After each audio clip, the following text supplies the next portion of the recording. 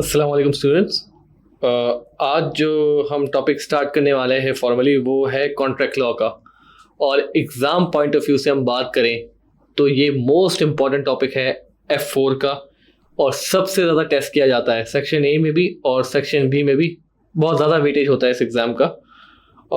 और इस सब्जेक्ट मतलब इस टॉपिक पे ग्रिप आपकी होना लाजमी है, इसके बगैर आपका पेपर नहीं निकल सकता। ये मैं आज आपको बता देता हूँ, लिख के देने को तैयार हूं कि अगर कॉन्ट्रैक्ट लॉ में आपकी ग्रिप नहीं है तो ये पेपर आप क्लियर नहीं कर पाएंगे।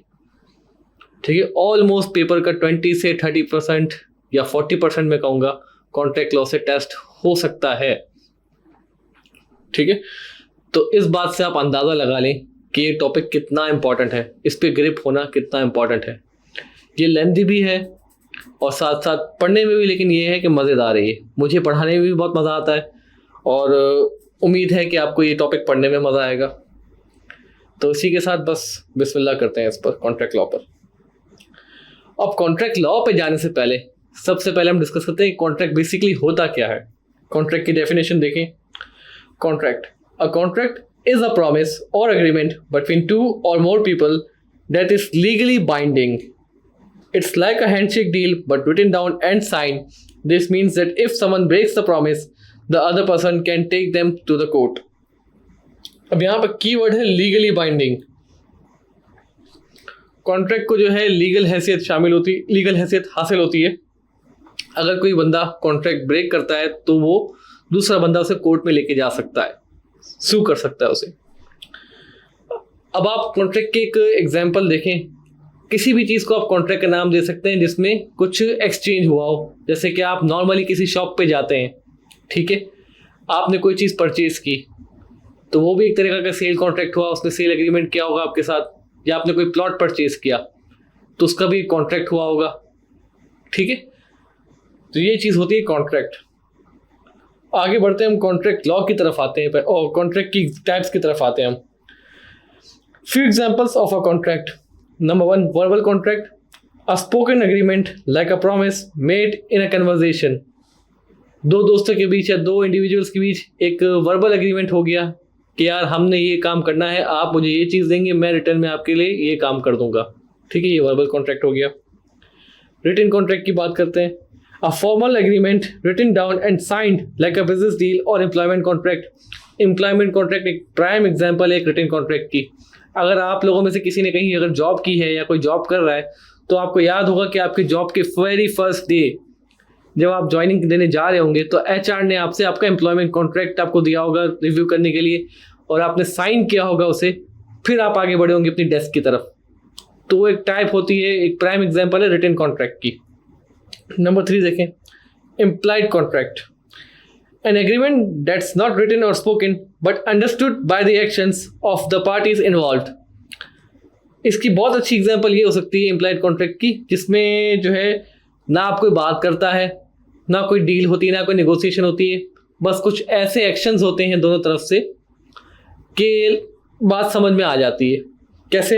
इसकी एग्जांपल है, आप बस में चढ़े, आप सीट पे बैठ गए, आपने एक 100 का नोट निकाल के दे दिया कंडक्टर को। ठीक है, उसने खुला आपको चेंज आपको वापस दे दिया। तो यहाँ कोई बात हुई, कुछ कन्वर्सेशन हुई, कोई नेगोशिएशन हुई नहीं।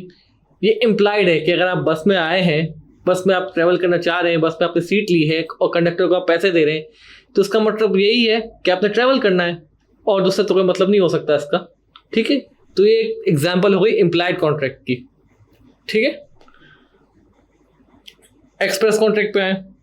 A clear and direct agreement like a signed business contract, ये भी रिटन कॉन्ट्रैक्ट वाली एक सिमिलर टाइप होती है।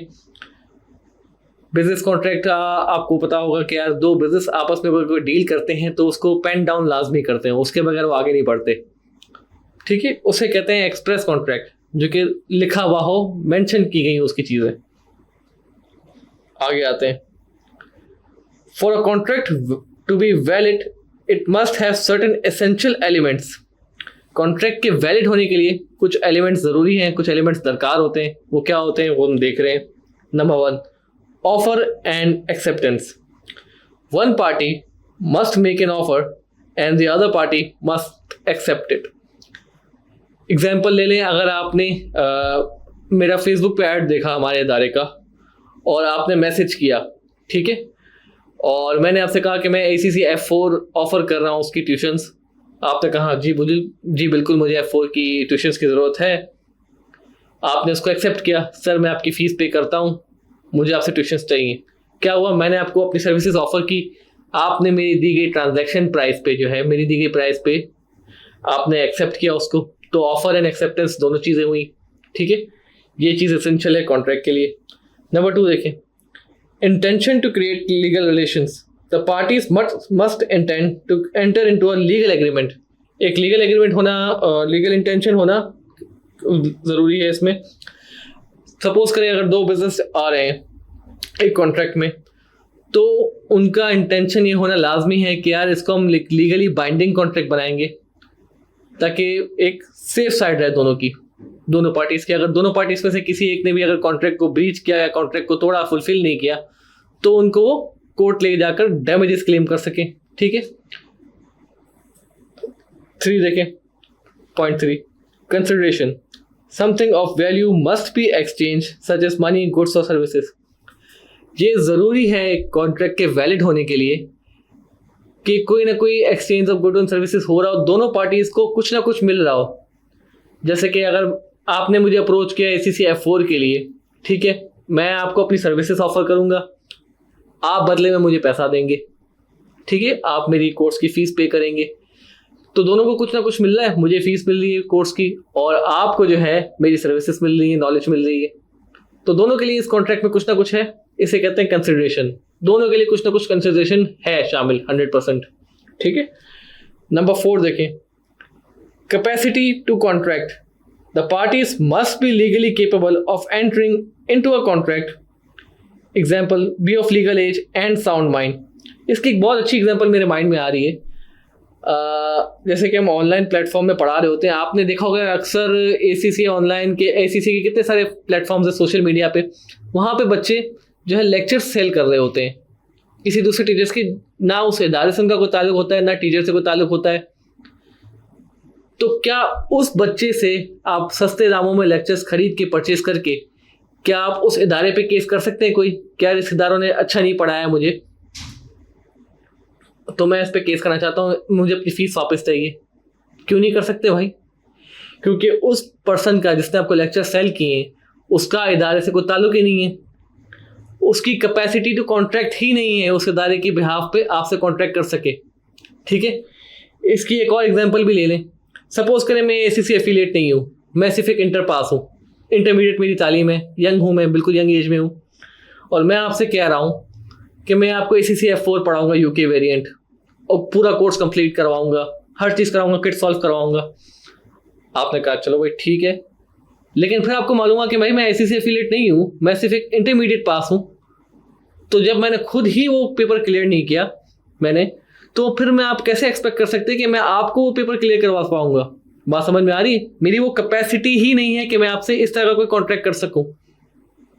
उम्मीद है बात क्लियर होगी। इसके साथ आगे बढ़ते हैं, फिर हम नंबर 5 पे आए, कॉन्सेंट पे आए। The parties must agree to the terms of the contract without any coercion और अनड्यू इन्फ्लुएंस। किसी भी किस्म का प्रेशर ना हो दोनों पार्टीज में, किसी के ऊपर भी कोई प्रेशर ना हो, ठीक है, कोई इन्फ्लुएंस ना हो, कोई ज़बरदस्ती ना कर रहा हो। दोनों पार्टी का एक म्यूचुअल कंसेंट होना ज़रूरी है एक वैलिड कॉन्ट्रैक्ट के लिए, ठीक है, कोई ज़बरदस्ती ना की गई हो जिसमें। 6 देखें, legality of object. The purpose of the contract must not be illegal और अगेंस्ट पब्लिक पॉलिसी। अब मैं आपको एक, सपोज करें एक हिटमैन का आपने नाम सुना होगा, कॉन्ट्रैक्ट किलर्स का नाम सुना होगा आपने, कि एक बंदा एक कॉन्ट्रैक्ट किलर को, एक प्रोफेशनल कॉन्ट्रैक्ट किलर को एक कॉन्ट्रैक्ट देता है, क्या मुझे इस बंदे का कत्ल करवाना है। तो क्या एक कानून की नज़र में कोई एक वैलिड कॉन्ट्रैक्ट है? बिल्कुल भी नहीं है। क्या अगर कॉन्ट्रैक्ट किलर वो कॉन्ट्रैक्ट पूरा नहीं करता तो जिस बंदे ने कॉन्ट्रैक्ट दिया है वो क्या उस कॉन्ट्रैक्ट किलर को कोर्ट में जाके सू कर सकता है कि मैंने इस बंदे को मारने की सुपारी दी थी, ये एक कॉन्ट्रैक्ट दिया था, अब उसने पूरा नहीं किया, मुझे इसे डैमेजेस चाहिए? क्या ऐसा हो सकता है? बिल्कुल भी नहीं। क्यों? क्योंकि वो ऑब्जेक्ट जो पर्पस था कॉन्ट्रैक्ट का वो लीगल ही नहीं है, लीगैलिटी ऑफ ऑब्जेक्ट नहीं है यहाँ पर। बात समझ में आ रही? ठीक है।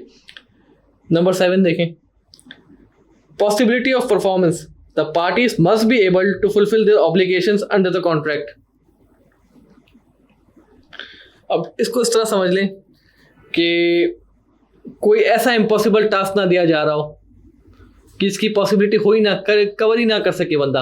जैसे कि मैं आपसे कहूं कि मैं आपको 5 दिन में ACC F4 पढ़ा दूंगा, तो क्या वो पॉसिबल है? 5 दिन में इतना एक्सटेंसिव कोर्स कवर करना नहीं है, बिल्कुल भी नहीं है। तो वो जो परफॉर्मेंस में प्रॉमिस कर रहा हूं वो पॉसिबल ही नहीं है। तो ऐसी चीज़ प्रॉमिस हो रही हो कॉन्ट्रैक्ट में जो कि पॉसिबल हो, ह्यूमनली पॉसिबल हो। ठीक है, पॉसिबिलिटी ऑफ परफॉर्मेंस ये चीज़ हो गई। नंबर 8 देखें, free consent. The parties must agree to the terms of contract without any misrepresentation और फ्रॉड। अब कुछ टाइम पहले मैंने एक एग्जांपल आपको दी थी कि फ्री कंसेंट हो। फ्री कंसेंट की एग्जांपल आप वही ले लें कि मैं इंटरमीडिएट पास हूँ, ठीक है, मैंने अभी इंटरमीडिएट किया, कॉम किया मैंने, और मैं आपसे कह दूँ कि मैं ACC एफिलिएट हूँ, और बाद में आपको पता चले यार ये बंदा मुझे F4 पढ़ा रहा है, ये ACC एफिलिएट नहीं, ये सिर्फ ICOM है ये, तो क्या मैंने आपके साथ फ्रॉड किया? जी बिल्कुल फ्रॉड किया मैंने, आपसे सच छुपाया मैंने, आपको अपने आप को मिसरिप्रेजेंट किया। ठीक है, तो ये भी है जो वैलिड कॉन्ट्रैक्ट की तरह ज़रूरी होता है कि फ्री कंसेंट हो, कोई इसमें फ्रॉड ना हो रहा हो, कोई जो है मिसरिप्रेजेंटेशन ना हो रही हो। तो ये कुछ शराइत होती हैं कॉन्ट्रैक्ट की वैलिड होने के लिए। अगर फिर भी इसमें कुछ अनक्लियर है आपको तो आप बिल्कुल मुझसे व्हाट्सएप पे पूछ सकते हैं चीज़ें, लेकिन कॉन्सेप्ट लाजमी बनाना है आपने, ये चीज़ें बिल्कुल आपने क्लियर रखनी है अपने माइंड में, क्योंकि बहुत ज़रूरी है। इस टॉपिक में हर चीज़ याद रखना बहुत ज़रूरी है, क्योंकि बड़ा ही डिटेल टॉपिक है ये, और जैसे कि मैंने आपको बताया था बहुत ज़्यादा एग्जामिन किया जाता है, ये एग्जामिनेबल टॉपिक है।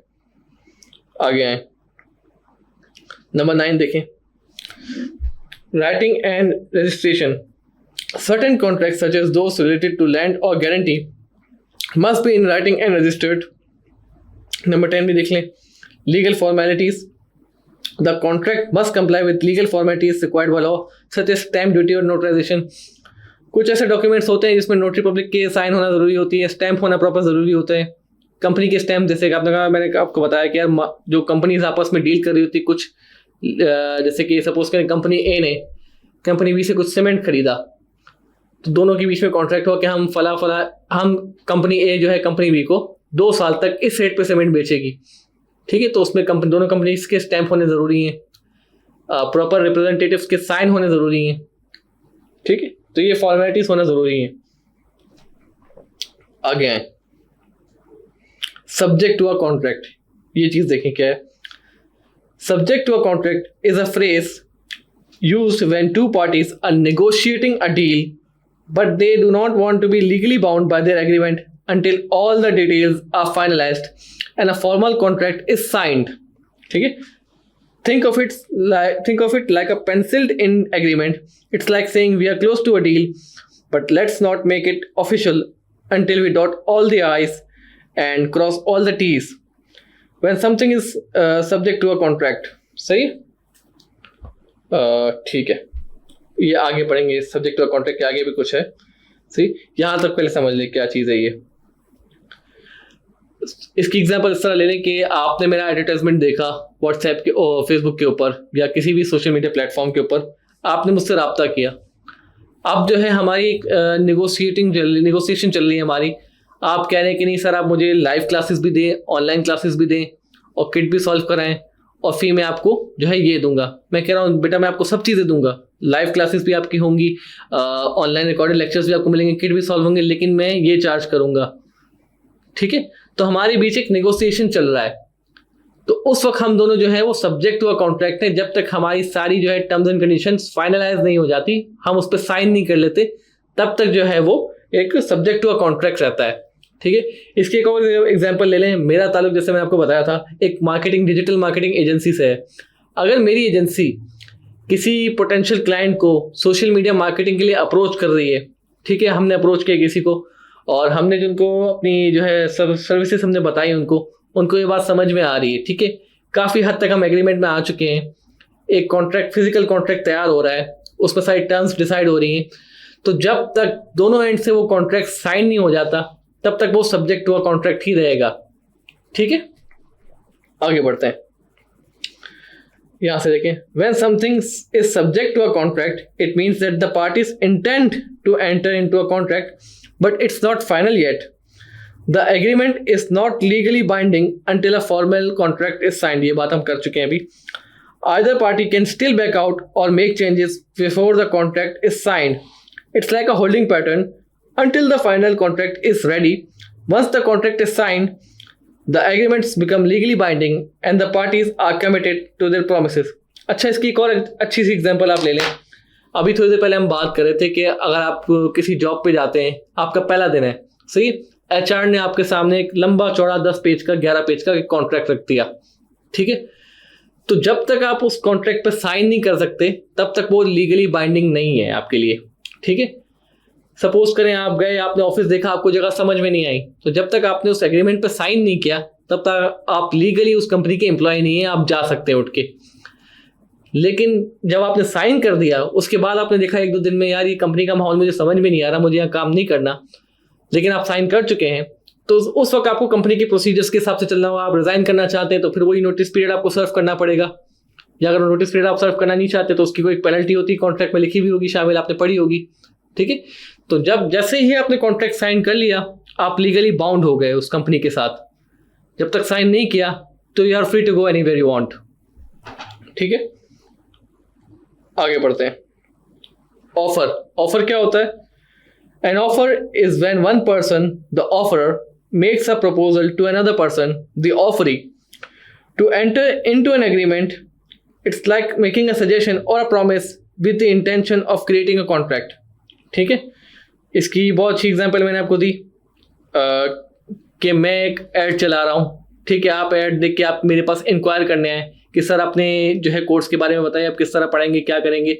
मैंने आपको डिटेल्स बताई, फिर मैंने आपको ऑफर किया, क्या आप मुझसे ये F4 सब्जेक्ट पढ़ना चाहेंगे. वो हुआ ऑफर मेरी तरफ से, मैं हूँ ऑफरर और आप होंगे ऑफरी, आपको ऑफर ही हुई है, ठीक है. आगे आए. Think of it like ordering food at a restaurant. The menu is like an invitation to make an offer. It shows what's available and at what price. When you tell the waiter I'll have the burger, you're making an offer to buy the burger at the listed price. The waiter or the restaurant can accept your offer by saying, great, one burger coming up, or decline it by saying, sorry, we are out of burgers. In a contract, an offer is as the starting point. ठीक है. एक contract में जो है offer starting point होती है. मैंने आपको रेस्टोरेंट की एग्जांपल दी. रेस्टोरेंट में आप बैठे गए, ठीक है, वहाँ पे आपने मेन्यू देखा, मेन्यू में आपने देखा क्या क्या चीज़ें अवेलेबल हैं, क्या क्या उनके प्राइस हैं.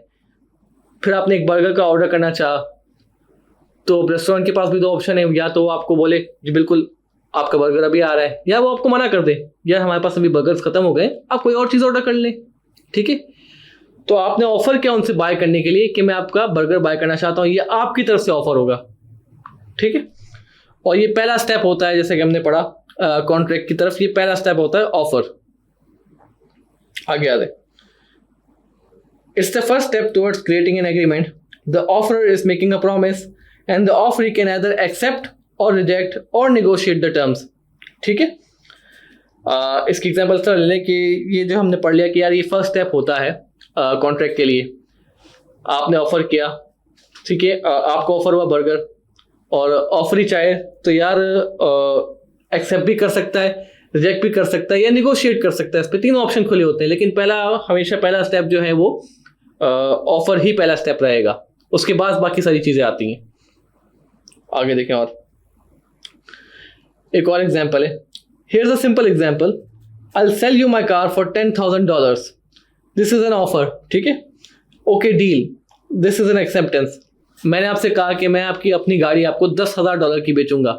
आपने कहा ओके डील, ये आपने एक्सेप्ट कर लिया. मैंने आपको ऑफर किया, आपने एक्सेप्ट कर लिया. So an offer is like making a proposal or a promise with the intention of creating a contract. It's the first step towards an agreement. फिर दोबारा ये बात हो रही है. आगे आए. What is not an offer? See, offer क्या चीज़ें हैं वो ऑफर नहीं होती. देखिए इधर. An invitation to treat is a legal term that refers to an invitation to make an offer. To make an offer बहुत की पॉइंट है यहाँ पर, ध्यान यहाँ पर. Rather than an offer itself, it's like come and make me an offer situation. आइए और मुझे ऑफर करिए, ठीक है. Think of it like a store display on an advertisement. A store displays a product with a price tag this is an invitation to treat, inviting customers to make an offer to buy. जो आप stores पे display आप देखते हैं, ठीक है, वो offer नहीं होते, वो एक्चुअली होते हैं इन्विटेशन टू ट्रीट। वो शॉपकीपर जो है आपको सजेस्ट कर रहा होता है कि आप आके मुझे बाय करने का ऑफर दें, फिर बाद में हम निगोशिएट करेंगे, या जो भी एक्सेप्ट करना होगा एक्सेप्ट कर लेंगे, जो भी होगा। लेकिन ये एडवर्टाइजमेंट और शॉप के डिस्प्लेस वो ऑफर नहीं होते, वो इन्विटेशन टू ट्रीट होते हैं। वो ये कह रहे होते हैं कि आप आए और खरीदने की ऑफर करें हमें, ठीक है। आगे बढ़ते हैं। A company advertises a product or service saying contact us for a quote. This is an invitation to treat, inviting potential customers to make an offer or inquire about the product. आगे आए, what is not an offer में आगे देखें। In both cases the store or company is not making a firm offer, but rather inviting others to make an offer or negotiate a deal. It's a way of saying we are open to doing business. Come and make us an offer. Here are some key points to remember. An invitation to treat is not a binding contract. It's an invitation to make an offer, not an offer itself. The person making the invitation is the inviter. Is not obliged to accept any offer. अब इन चीज़ों को ध्यान से पढ़ें। जैसे कि वो हमने बात की कि शॉप के डिस्प्लेस में और एडवर्टाइजमेंट्स में जो चीज़ आप देख रहे होते हैं डिस्प्ले पे, वो एक ऑफर नहीं होता, बल्कि वो होता है इनविटेशन टू ट्रीट। वो एक बेसिकली ये होता है कि आप आएँ और आप हमें ऑफर दें, ठीक है। आगे क्या लिखा है, invitation to treat is not a binding contract. ये एक बाइंडिंग कॉन्ट्रैक्ट नहीं होता। मैंने सिर्फ एडवर्टाइजमेंट चलाई है, मैं बाउंड नहीं हूँ आपको F4 पढ़ाने के लिए, मैंने सिर्फ F4 की एडवर्टाइजमेंट चलाई है, मैं चाहूँ तो ना भी पढ़ाऊँ, ठीक है। आगे देखें, the person making the invitation is the inviter and it's not obliged to accept any offer. ये मैंने अभी बात कर ली पहले, ठीक है। आगे देखें, the person responding to the invitation, the offeree, can make a counter offer और decline the invitation. So an invitation to treat is like an open door inviting others to come and make an offer. It's not a commitment, but rather than an invitation to start a conversation. जो advertisement आप देखते हैं, जो shop पे displace आप देखते हैं, वो एक ऑफर नहीं होती, बल्कि वो एक इन्विटेशन होता है कि आए हमसे बात स्टार्ट करें, कन्वर्सेशन को इनिशिएट करें। उसके बाद जो होना है वो होगा, जो नेगोशिएशन होनी है, ऑफर एक्सेप्ट होनी है, रिजेक्ट होनी है, वो सब बात की बातें हैं। पहले तो आके आप कन्वर्सेशन को स्टार्ट करें, वो होता है इन्विटेशन टू ट्रीट। उम्मीद है ये बात यहाँ पे आपको समझ में आई होगी, ठीक है। बहुत इंपॉर्टेंट टॉपिक होता है, ये भी बहुत इंपॉर्टेंट कॉन्सेप्ट है इन्विटेशन टू ट्रीट का। ये एक एग्जांपल डिस्कस करेंगे, एक केस है, प्रैक्टिकल केस है, प्रेसिडेंट जिसको कहते थे इन्विटेशन टू ट्रीट का, ठीक है। ठीक है, हम एक एग्जांपल कर रहे थे इन्विटेशन टू ट्रीट की। केस नेम देखें, पैट्रिच वर्सेस क्रिटेंडन, 1968 का ये केस है। कौन से कोर्ट में हुआ था? ये हुआ था क्वींस बेंच डिवीजन। केस के फैक्ट्स क्या है देखें। The defendant advertised bramble finch chicken for sale at 25 shillings each. Someone wrote to the defendant asking for one hand and enclosed 25 shillings in the envelope. ठीक है, किसी बंदे ने advertisement की कि मैं एक ब्रैम्बल फ्रेंच चिकन, जो कि एक बैंड था उस वक्त, उस टाइप की चिकन्स की सेल परचेज करना बैंड थी एक एक्ट के थ्रू। तो एक बंदे ने क्या किया, उसने एडवर्टाइजमेंट डाल दिया अखबार में कि मैं इस टाइप की ब्रीड की ब्रैम्बल फिंच चिकन जो है वो 25 shillings ईच की बेच रहा हूँ, ठीक है। दूसरे बंदे ने क्या किया, उसे एक लेटर लिखा कि उसे एक हैन चाहिए, और साथ में उसी लेटर में उसने 25 shilling डाल के उसको लेटर को इनक्लोज कर दिया। आगे देखें, the hen was delivered to the buyer a short while later. The defendant, जिस पे ये केस हो गया, was then charged with unlawfully offering a bird scheduled under the Protection of Bird Act 1954 for sale. अब जिस बंदे ने वो बर्ड को ऑफर किया था सेल के लिए, वो डिफेंडेंट है यहाँ पर, और उस पर केस हो गया कि उसने अनलॉफुली एक जो है उस बर्ड की सेल की, जो कि एक एक्ट के थ्रू 1954 के बर्ड्स एक्ट के थ्रू वो सेल करना उसको प्रोहिबिटेड है, ठीक है। आगे देखिए क्या हुआ, इशू क्या था इसमें। Was the advertisement N offer और एन इन्विटेशन टू ट्रीट। हम क्या पढ़ते आ रहे हैं अब तक, क्या ऐसी कोई भी एडवर्टाइजमेंट होती है वो होती है इन्विटेशन टू ट्रीट। तो यही इसका इशू है कि यार इस केस में था क्या, कि उसकी एडवर्टाइजमेंट क्या एक ऑफर थी या merely it was an invitation to treat. आगे देखें डिसीजन क्या है। The High Court held in the favour of the defendant, ठीक है। डिफेंडेंट जिस पे केस हुआ था उसके फेवर में केस का फैसला आया। The advert was an invitation to treat, so he was not guilty of the offence. हम पहले पढ़ चुके हैं, ये बात पहले डिस्कस कर चुके हैं कि एडवर्टाइजमेंट जो है वो ऑफर नहीं होती। अब कानून में क्या लिखा था कि यार इन पर्टिकुलर जो ब्रैम्बल फिंच चिकन है इनको ऑफर करना सेल के लिए वो जो है प्रोहिबिटेड है। तो यहाँ ऑफर नहीं हुई थी, यहाँ था वो इन्विटेशन टू ट्रीट था। लीगल प्रिंसिपल क्या हुआ, advertisements are usually invitations to treat not offers. ठीक है, ये एक अच्छी एग्जांपल थी इसके लिए। आगे देखें, इसी बात पे देखें ये कि यार कंफ्यूजिंग था कि यार भले ही वो एक इन्विटेशन टू ट्रीट था लेकिन हैंड तो डिलीवर हुई थी, तो किस तरह जो है वो इन्विटेशन टू ट्रीट पाया गया था, क्या लीगल प्रिंसिपल्स लगे थे, वो यहाँ लिखे हुए आए। देखें, no contractual intent, see the defendant's intention was to invite offers not to make a binding contract with every respondent. सही, हर कोई जो उससे सवाल पूछे, सही, हर कोई जो उसके ऐड का रिस्पॉन्ड दे, क्या डिफेंडेंट का इंटेंशन था कि सबके साथ वो लीगल रिलेशंस बना ले? बिल्कुल भी नहीं था। ठीक है, the price listed 25 shillings was not guaranteed and the defendant could have refused to sell or change the price if desired। अब उसकी मर्जी थी कि 25 shillings में ही वो ऑफर करता रहता या प्राइस चेंज कर देता या सेल करने से मना कर देता, उसके पास वो राइट था। ठीक है, ये भी एक बहुत बड़ी वजह थी। No acceptance mechanism, there was no clear mechanism for acceptance such as reply coupon or instructions on how to finalize the sale। अब उसने सिर्फ वहाँ पे ऐड डाला था अखबार में या कहीं भी, उसने क्या वो तरीका बताया था कि मुझसे आप कांटेक्ट किस तरह करें, हमारा सेल किस तरह फाइनलाइज होगी, क्या एक्सेप्टेंस का मैकेनिज्म है, कुछ बताया गया था? बिल्कुल नहीं था, उसमें कुछ भी नहीं था ऐसा। तो फिर ये एक ऑफर नहीं हुई ना यार, बिल्कुल क्लियर सी बात है ये। तो इस वजह से इसको एक इन्विटेशन टू ट्रीट माना गया और डिफेंडेंट को जो है डिफेंडेंट के फेवर में फैसला आया। ये भी एक बहुत अच्छी एग्जांपल थी। आगे आए, टिपिकल मार्केट प्रैक्टिस देखें। एडवर्टाइजमेंट इन मार्केट्स और newspaper are usually understood as invitations to treat allowing buyers to make offers और negotiate terms. Typical market practice भी इस तरह चलती है।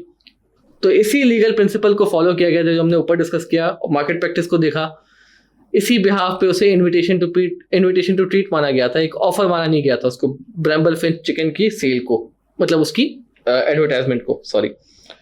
आगे हैं, अब ये देखें भाई, ये क्या चीज़ है, exception to an advertisement not being invitation. अब ये क्या बात होगी? अब तक हम पिछले कुछ 10-15 मिनट से पढ़ते हुए आ रहे हैं कि जो एडवर्टाइजमेंट्स होती हैं वो ऑफर नहीं होती, इन्विटेशन टू ट्रीट होती हैं। तो अब ये क्या चीज़ आ गई, exception to an advertisement not being an invitation. तो क्या थी, वो ऑफर थी। चले आगे देखते हैं, एक केस से इसको देखेंगे। केस नेम क्या है, Carlill versus carbolic Smoke Ball को, कोर्ट ऑफ अपील में हुआ था ये, और ईयर था इसका 1893, बहुत पुराना केस है। फैक्ट्स सुने इस केस के क्या थे। The Carbolic Smoke Ball Co advertised a product claiming it could cure influenza and other elements. The ad promised a £100 reward to anyone who used the product according to the instructions and still contracted influenza। क्या case था भाई, एक company थी carbolic Smoke Ball को, उन्होंने अपना एक product बनाया, सही है, जिसमें वो क्लेम कर रहे थे कि यार हमारा प्रोडक्ट आप इस्तेमाल करेंगे, हमारे बताए हुए तरीके से इस्तेमाल करेंगे। फिर से सुने, हमारे बताए हुए तरीके से इस्तेमाल करेंगे, कोई भी इसको इस्तेमाल करेगा हमारे बताए हुए तरीके से, ठीक है, तो उससे इन्फ्लुएंजा और अदर दूसरी बीमारियां नहीं होंगी उससे रिलेटेड, इन्फ्लुएंजा के रिलेटेड, ठीक है। और अगर हो गया तो हम उसे 100 पाउंड का इनाम देंगे। 100 पाउंड बाय द वे उस वक्त बहुत बड़ी अमाउंट थी। कब का केस है, 1893, बहुत बड़ी अमाउंट थी उस वक्त के लिहाज से, ठीक है। तो ये उनका एक एडवर्टाइजमेंट था कंपनी का, फार्मास्यूटिकल कंपनी का। आगे आए, देखें, Luisa Carlill use the product, still contracted influenza and claim the reward. एक खातून थी लुइजा कार्लिल, उन्होंने इस प्रोडक्ट को यूज किया और स्मोक बॉल को के बताए हुए तरीके से इस्तेमाल किया, ठीक है, फिर भी उन्हें इन्फ्लुएंजा हो गया। कहाँ थे हम, यहाँ से थे, हाँ। Luisa Carlill use the product, still contracted influenza and claim the reward. एक खातून थी, उन्होंने इस प्रोडक्ट को इस्तेमाल किया और सजेस्टेड तरीके से, जो कार्बोलिक स्मोक बॉल को ने सजेस्ट किया था जो तरीका, उसी तरीके से इस्तेमाल किया, फिर भी उन्हें इन्फ्लुएंजा हो गया। अब क्या हुआ, जब लुइसा कार्लिल ने ये अमाउंट क्लेम किया तो कंपनी ने इसको पे करने से रिफ्यूज कर दिया, arguing that the ad was not serious offer, कि वो एड हमारा सीरियस था ही नहीं, हम तो मजाक कर रहे थे। आगे इशू क्या है भाई यहाँ पर, was the advertisement a contractual offer और a mere puff, a marketing gimmick with no legal standing. ये इशू था इसमें, क्या ये वाकई में एक ऑफर थी या सिर्फ एक मार्केटिंग गिमिक था। एंड डिसीजन देखें क्या हुआ। The court of appeal held that the advertisement was a contractual offer capable of acceptance। ये क्या हुआ भाई, हमने तो अब तक पढ़ता हुए आ रहे हैं हम कि यार एडवर्टाइजमेंट जो होती है इनविटेशन टू ट्रीट होती है, ऑफर नहीं होती।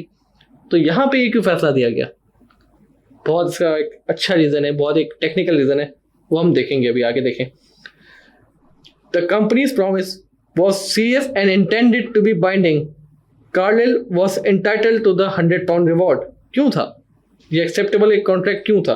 आगे देखें लीगल प्रिंसिपल क्या है इसमें। An advertisement can be a unilateral offer, ये एक तरफा ऑफर हो सकता है। कैसे? An offer that can be accepted by anyone if it meets a certain criteria. क्या क्राइटेरिया भाई? The offer must B clear and specific. क्या ये क्लियर एंड स्पेसिफिक था?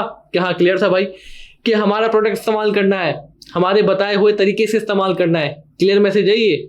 जी सर बिल्कुल क्लियर है। आगे आए, the offer must be intended to be binding, बिल्कुल बाइंडिंग हो रहा था। ये वो ये क्लेम कर रहे थे कि अगर आप हमारा प्रोडक्ट इस्तेमाल करेंगे, हमारे बताए हुए तरीके से इस्तेमाल करेंगे तो आपको इन्फ्लुएंजा नहीं होगा। तो क्या एक बाइंड कर देने की बात नहीं हुई, एक फैसला कौन बात नहीं हुई? ये बिल्कुल हुई।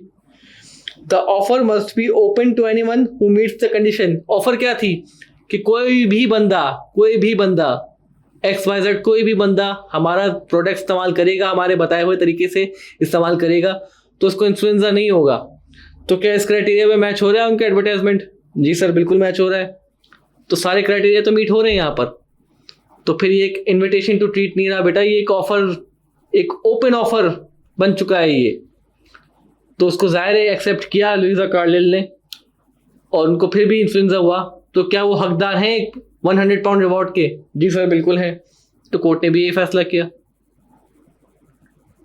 आगे देखें, this landmark case established that advertisement can be legally binding and companies must be careful with their marketing claims to avoid unintended contractual obligations।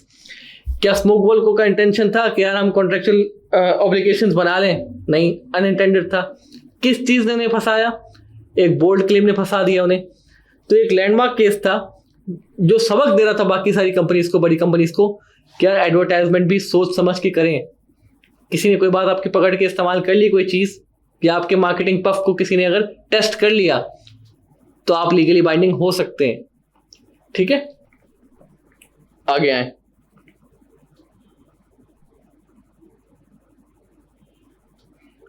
ठीक है, शॉप विंडो डिस्प्ले, ऑफर और इनविटेशन, ये बात हम पहले डिस्कस कर रहे हैं, अब इसको डिटेल में जाएंगे इसकी। शॉप विंडो डिस्प्ले की, हाँ, shop window displays are considered to be an invitation to treat, as the seller can withdraw any time or change the transaction price or even refuse to sell. This will become more clear from the following example. shop window display जो है हमने बात की थी, invitation to treat count होते हैं। Seller जो है जिसने एक इन्विटेशन ये लगाया हुआ है वो कभी भी डिक्लाइन कर सकता है इस चीज़ को बेचने के लिए, ट्रांजेक्शन प्राइस में चेंजेस कर सकता है। ठीक है, तो उसे इन्विटेशन टू ट्रीट माना जाता है, इसे ऑफर नहीं माना जाता। आगे एग्जांपल देखें क्या है। कोर्ट केस हुआ है बेसिकली एक, फिशर वी बेल 1961। कोर्ट कौन सी थी? डिविजनल कोर्ट थी। Date 10 November 1961। केस के फैक्ट्स देखें। The defendant displayed a flick knife in the window of his shop next to a ticket bearing the words ejector knife 4 shillings। ठीक है, under section 1 of the restriction of offensive weapons act 1959, any person who manufactures, sells or hires or offers for sale or hire or lends or gives any other person a flick knife shall be guilty of an offense। ठीक है, इसको in short में ऐसे समझ लें कि भाई ये 1959 का एक कानून था, ऑफेंसिव वेपन एक्ट, जिसके तहत एक फ्लिक नाइफ को बनाना, बेचना या उसको बेचने के लिए हायर करना, उसके किसी भी तरीके से उसकी डील करना जो है वो कानूनी जुर्म था, एक ऑफेंस था। ठीक है, अब डिफेंडेंट डिस्प्ले केस हो गया उसने क्या किया था, उसने फिलिक नाइफ्स जो है अपनी शॉप की डिस्प्ले पे लगा दिए थे एक प्राइस टैग के साथ, जिस पे लिखा था 4 shillings ईच। ठीक है, आगे देखें क्या हुआ। द क्लेमेंट, जिसने ये केस किया था, वो कौन था? A chief inspector of police brought forward information against a defendant alleging he contravened section 1 by offering the flick knife for sale। जो पुलिस ऑफिसर था उसने ये क्लेम किया कि इस बंदे ने यार ये फ्लिक नाइफ जिसको सेल करना प्रोहिबिटेड है, जिसकी सेल ऑफर करना, उसने ये ऑफर फॉर सेल कर दिया है। ठीक है, आगे देखें क्या हुआ। जजमेंट क्या आया। द जजेस at first instance found that the displaying of the knife was merely an invitation to treat, not an offer, and thus no liability arose। जो पहले जिस कोर्ट में फैसला गया, वो पहले जिस कोर्ट में ये केस गया, उसके जजेस ने क्या फैसला दिया कि ये जो ऑफर की, जो बंदे ने ये जो डिस्प्ले किया है वो है इनविटेशन टू ट्रीट, वो ऑफर नहीं है, हैंस कोई लायबिलिटी नहीं बंदे की। ठीक है, द प्रोसिक्यूटर अपील द जजेस डिसीजन। जो स्टेट की तरफ से जो वकील था उसने इस डिसीजन पे अपील किया। अपील कहाँ किया? डिविजनल कोर्ट में अपील किया। Lord Parker CJ in the divisional court held there was no offense because there was no offer for sale। Divisional court ने भी यही फैसला दिया कि भाई यहाँ पे कोई ऑफर फॉर सेल नहीं है, हैंस कोई लायबिलिटी नहीं है। आगे आए।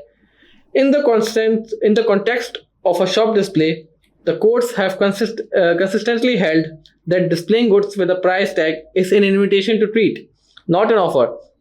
This means that the shop owner is not making a binding promise to sell the item at that price, but rather inviting customers to make an offer to buy।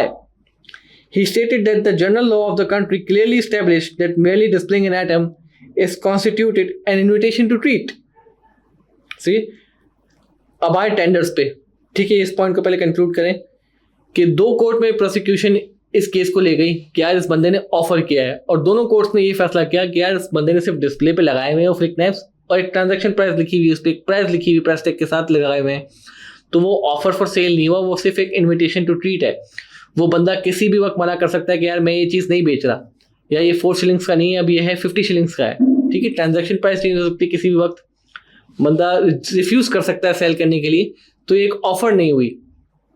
ठीक है, यहाँ पे जो है ये इस एग्जाम्पल का एंड हो रहा है। आगे हम जा रहे हैं टेंडर्स की तरफ। टेंडर क्या है?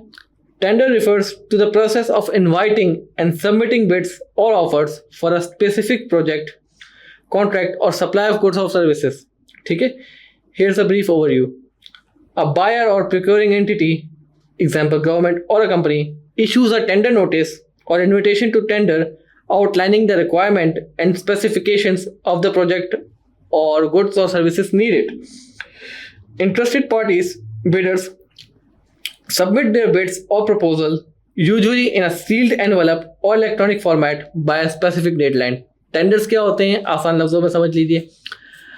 अब आप एक कंपनी है, आपको एक मखसूस चीज़ों की रिक्वायरमेंट है, ठीक है, या गवर्नमेंट है, गवर्नमेंट को एक मखसूस चीज़ों की रिक्वायरमेंट है, कुछ मखसूस प्रोडक्ट की रिक्वायरमेंट है, या किसी सर्विस की रिक्वायरमेंट है, तो गवर्नमेंट क्या करेगी, या जो कोई कंपनी जो प्रोक्योर कर रही है वो क्या करेगी, एक टेंडर इन्विटेशन डालेगी कि भाई मुझे फला फला चीज़ों की, फला फला गुड्स की ज़रूरत है, उसकी स्पेसिफिकेशन बयान करेगी।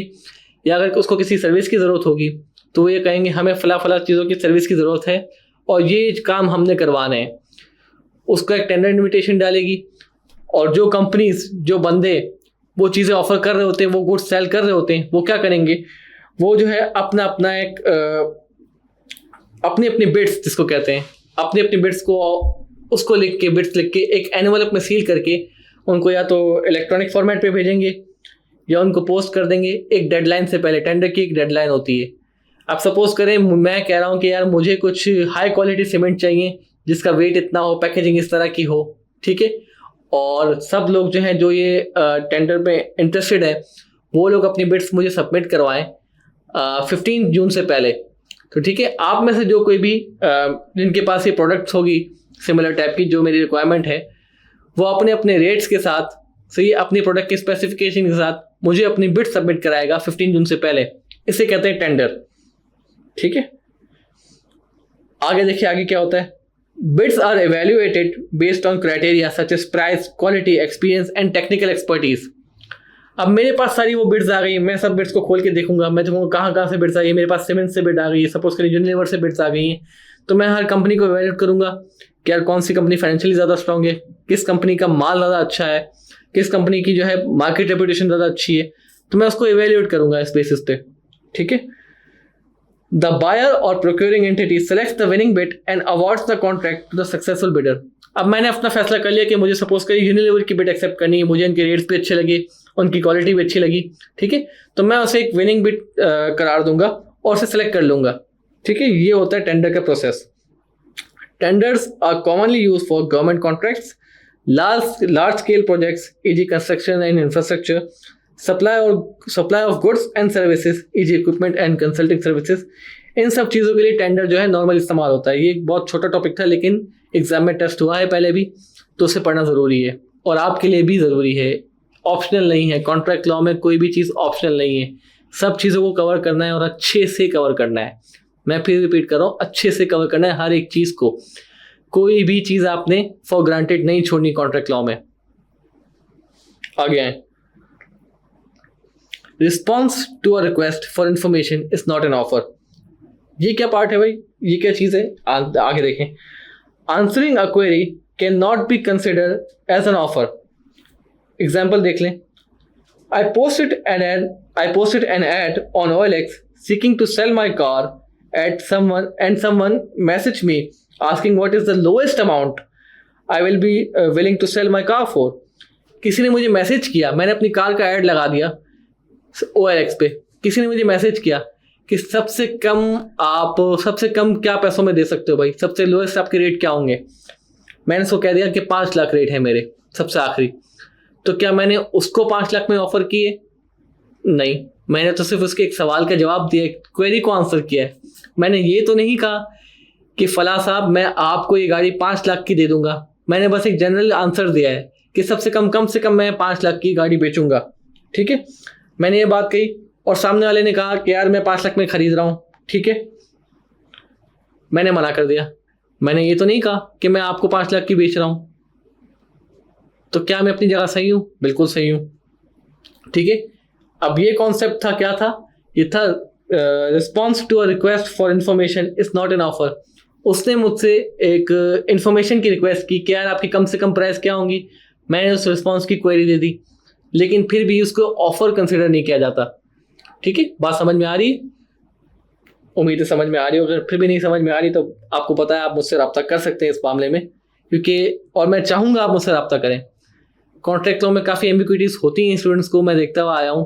काफ़ी लोगों के सवाल होते हैं, पूछते नहीं है भाई, पूछ लें, एक बार पूछ लें, 2 बार पूछ लें, जब तक समझ में नहीं आता तब तक पूछ लें, लेकिन एग्जाम में फेल मत होइएगा प्लीज़। ठीक है, आगे आए। Why did I refuse? I merely stated that I will be willing to sell it for PKR 500,000, but I never said that I'll sell it to that particular person at that price. So that would not be considered as a valid offer, and the potential buyer cannot hold me liable in the court of law. ठीक है, अब मैंने ये कहा, मैंने ये कहा कि मैं आपको 5 लाख की बेचूंगा। ठीक है, इसको एक वैलिड ऑफर कंसिडर नहीं किया जाएगा। और जो पोटेंशियल बायर है जिसने मैसेज किया था, वो कोर्ट में मुझे क्लेम नहीं कर सकता, मुझ पर मुझे सू नहीं कर सकता वो, क्या इस बंदे ने मुझे 5 लाख की ऑफर की थी, अभी वो कर रहा है। क्यों? क्योंकि वही बात आ गई, response to a request for information is not an offer. ठीक है, इसको पढ़ लें वापस, उम्मीद है बात समझ में आ गई होगी आपके। आगे बढ़ते हैं, आगे क्या है? A mere intention to sell is not an offer. सिर्फ बेचने की ख्वाहिश करना ऑफर नहीं होती। ठीक है, अब इसकी भी एग्जांपल है। Just wishing to sell something does not mean it's actually being offered for sale. Following precedent will help in understanding this. Harris v. Nickerson 1873। Facts क्या है केस के देखें। The defendant advertised brewing equipment and office furniture for auction over 3 days in Bury Street, Edmond। Brewing equipment क्या होती है? उसमें coffee भी Bru हो सकती है या बियर की भी ब्रूइंग होती है यूके में, और कुछ ऑफिस फर्नीचर था। एक बंदे ने एडवर्टाइज किया कि यार अगले 3 दिन इस इक्विपमेंट की और ऑफिस फर्नीचर की जो है मैं एक सेल करना चाहूँगा, ठीक है, ऑक्शन करूँगा इसकी। ऑक्शन भी हम आगे पढ़ेंगे क्या है। The plaintiff, a commission broker, travel to Bury Street Edmunds to bid for the office furniture. एक कमीशन एजेंट था जिसने ये केस किया, वो बेचारा ट्रैवल करके आ गया उस जगह पे जहाँ पे ये ऑक्शन प्लेस होनी थी, ऑक्शन जहाँ पे होनी थी। अब क्या हुआ, तीसरे दिन जिस बंदे ने वो ऑक्शन डालनी थी उसने विड्रॉ कर ली, उसने ऑक्शन लगाई नहीं। अब इशू क्या आ रहा है यहाँ पर, whether the advertisement of the auction constitute a binding offer for sale of the material, whether the defendant could be held responsible for withdrawing the goods from the auction sale. क्या वो बंदा जिसने cell लगाई थी और and time पे उसने मना कर दिया कि सेल नहीं लगा रहा, क्या उसको जिम्मेदार ठहराया जा सकता है? ऐसा हो सकता है? आगे देखें डिसीजन क्या था। It was held that the advertisement of the auction was merely to inform potential buyers of the sale and not an offer. भाई ये तो बस एक इंफॉर्मेशन के लिए था कि ऑक्शन हो सकता है वहां पर, ये ऑफर तो नहीं थी कि यार ये चीजें सेल हो रही हैं, ऐसा तो कोई सीन नहीं था, ठीक है। कोर्ट ने क्या फैसला दिया, the court held that the advertisement was merely a declaration to inform potential purchasers that the sale was taking place. इसमें कोई ऑफर नहीं था, ठीक है, तो कोर्ट उसको बंदे को लायबल नहीं ठहराया, डिफेंडेंट को। आगे रीजनिंग देखें इसमें। The Queen's bench Division held that an advertisement of auction is not an offer to sell and advertiser is at liberty to withdraw the goods initially advertised। अब जिसने एडवर्टाइजर है वो लिबर्टी पे भाई, वो अपने जो ऑफर्स ने किए थे गुड्स, जो ऑफर नहीं मतलब जो एडवर्टाइज किए थे गुड्स, उसको विड्रॉ कर ले, ठीक है। The court held dismissing the claimant's case that it did not legally bind the defendant to auction the items in question or on any particular day, ठीक है। ये क्लेमेंट का जो केस है वो फेल हो गया क्योंकि ये कोई ऑफर नहीं थी, ये बस एक इन्फॉर्मेशन थी कि यार ये ऑक्शन जो है वो वजूद में आ सकती है, लेकिन हुई नहीं। चले आगे देखें ऑक्शंस क्या हैं। ऑक्शंस हम पढ़ते हैं अभी।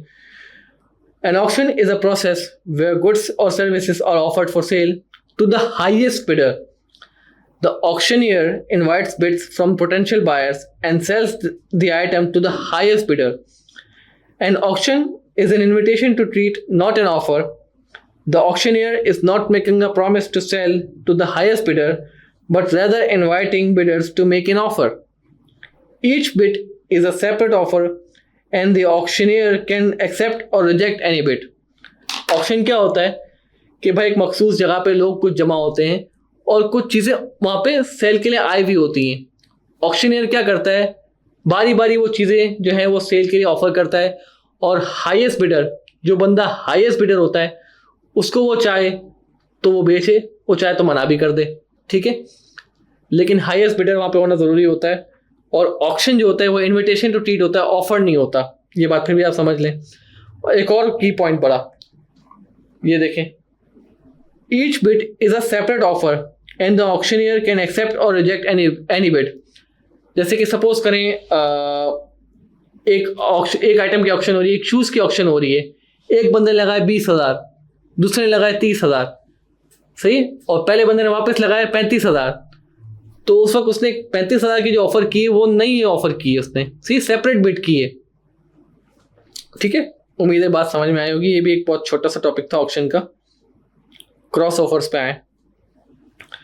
Cross offers are like two people talking at the same time without hearing each other out. ये क्या है भाई, देखें। Imagine you are buying a house, you make an offer to the seller saying that I will give you 200,000 for the house, but the exact same time the seller is making you an offer saying that I will sell the house for you, I will sell the house to you for 190,000। अब आप दोनों simultaneously एक साथ ही बात कर रहे हैं, सही। आपने 2 लाख की ऑफर कर दी उस घर के लिए, सामने वाला कह रहे हैं कि मैं आपको 190 का सेल कर दूंगा। तो क्या आपकी ऑफर उसका एक्सेप्टेंस मैच किया? नहीं, यहाँ पे अमाउंट में फर्क आ गया। क्यों फर्क आ गया? क्योंकि कम्युनिकेशन में गैप है। तो ये क्या होता है, ये क्रॉस ऑफर्स होती हैं। In this situation there is a misunderstanding. You thought you were making an offer, but the seller thought they were making an offer. ठीक है, वो सोच रहा है कि वो ऑफर कर रहा है, आप सोच रहे हैं कि आप ऑफर कर रहे हैं, ये एक होती है miscommunication. When two people make separate offers without knowing about the other's offer and there's no agreement, see there's no agreement, अब दोनों एक दूसरे के ऑफर जाने बगैर बात कर रहे हैं तो कोई एग्रीमेंट नहीं हुआ, क्योंकि आपकी ऑफर अलग है, उनकी ऑफर अलग है, दोनों एक दूसरे को साइमल्टेनियसली ऑफर्स कर रहे हैं। ठीक है, in contract law cross offers are considered a valid contract because there is no clear acceptance of a specific offer, it's like a missed connection. ठीक है, तो ये एक वैलिड कॉन्ट्रैक्ट नहीं माना जाता इसको। आप 2 लाख कह रहे हैं, सामने वाला कह रहे हैं मैं कम में दे दूंगा, 190 में दे दूंगा, और दोनों को एक दूसरे की ऑफर का पता ही नहीं है, तो फिर लीगल कॉन्ट्रैक्ट किस तरह होगा, वैलिड कॉन्ट्रैक्ट किस तरह होगा, ये जाहिर नहीं हो सकता। ठीक है, तो ये था क्रॉस ऑफर्स का कॉन्ट्रैक्ट और क्रॉस ऑफर्स का कॉन्सेप्ट। आगे मेरे ख्याल से एक अच्छा स्टॉपिंग पॉइंट है। नेक्स्ट क्लास में जब हम कॉन्ट्रैक्ट लॉ की सेकंड क्लास में जब हम मीट करें, जब मिलेंगे, तो टर्मिनेशन ऑफ एन ऑफर से स्टार्ट करेंगे। ठीक है, तो मिलते हैं अगली क्लास में, तब तक के लिए अपना ख्याल रखिएगा। अल्लाह हाफिज़।